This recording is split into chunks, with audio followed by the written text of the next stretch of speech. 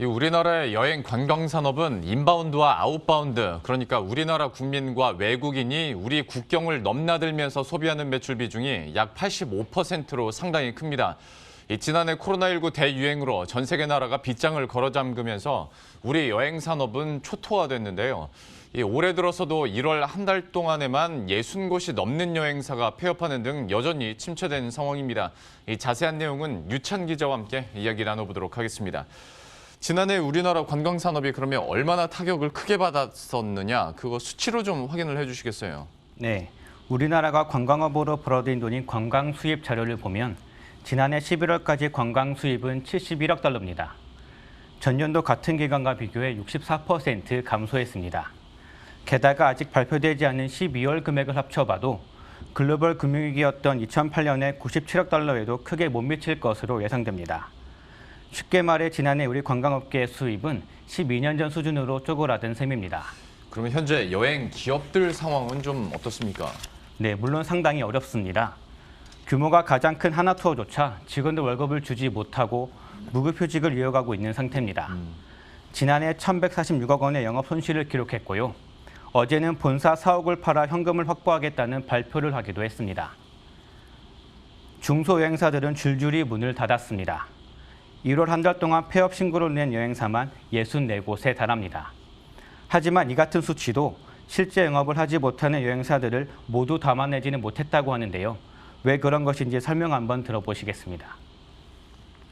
기존에 받았던 융자라든가 이런 부분에 대해서 폐업할 경우에는 상환을 해야 돼서 폐업을 하고 싶어도 할 수 없는 상황이고요. 작년 3월 이후에는 거의 이 부분이 매출액이 제로입니다. 그러다 보니 작년 같은 경우는 19년에 비해서 매출이 한 85% 정도가 여행업계가 감소한 상황으로 저희는 파악을 하고 있습니다.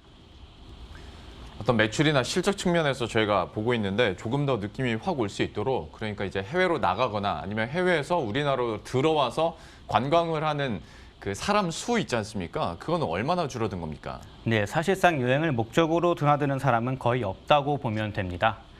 지난해 11월 한국을 찾은 외국인은 6만여 명으로 전년 대비 96% 줄었습니다. 외국으로 떠난 한국인도 7만여 명으로 97% 감소했습니다. 11월까지 누적으로 보면 인바운드와 아웃바운드 모두 84%가량 줄었는데 이마저도 대부분 여행이 아닌 사업과 같은 부득이한 경우가 많아 여행 매출은 일으키지 못했습니다. 예.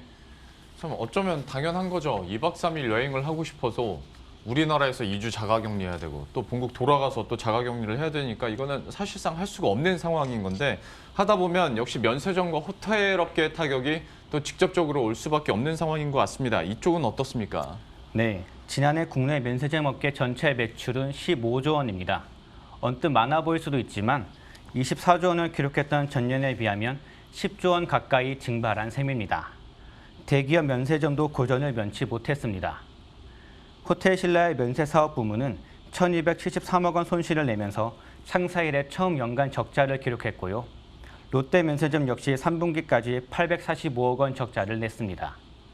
이렇게 사업성이 눈에 띄게 나빠지면서 인천공항 1터미널의 신규 사업자 선정이 세 차례나 유찰되는 초유의 사태가 벌어지기도 했습니다.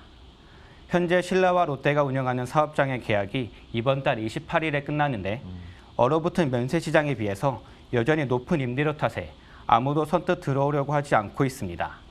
끝까지 새 주인을 찾지 못한다면 인천공항 면세점의 30%에 달하는 매장이 다음 달이면 공실이 될 처지입니다. 예.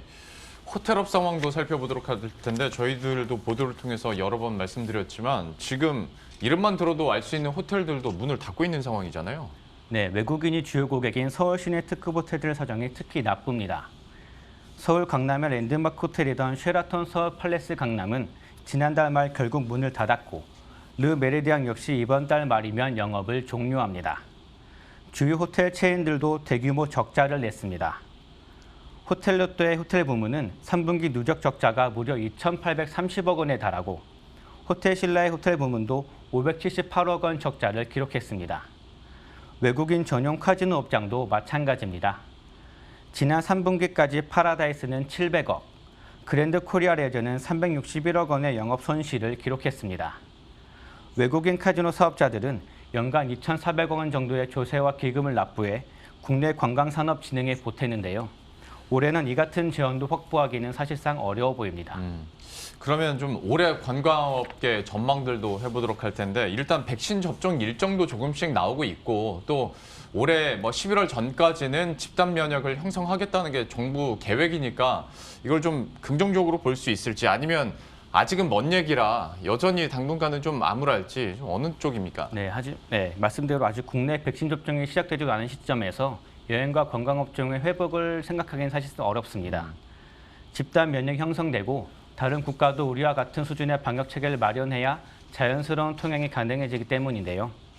하지만 이처럼 어려운 여건 속에서 지난해 각각 수백억 원의 새로운 투자를 유치한 여행 스타트업들도 있었습니다. 이들은 비대면 서비스를 선보인다든가 개인 빅데이터에 기반의 개인 맞춤형 상품을 기획하는 등 새로운 시도가 좋은 평가를 받았습니다. 코로나가 끝나고 난 뒤에는 안전하면서도 각자의 취향을 자극하는 여행 상품들이 대세를 이룰 것이라는 예상이 많은데요. 쉽지 않은 상황이지만 이 같은 킬러 콘텐츠를 확보할 수 있느냐가 앞으로 여행업계의 생존을 가를 것으로 보입니다. 예. 지금까지 유찬 기자와 함께했습니다. 잘 들었습니다.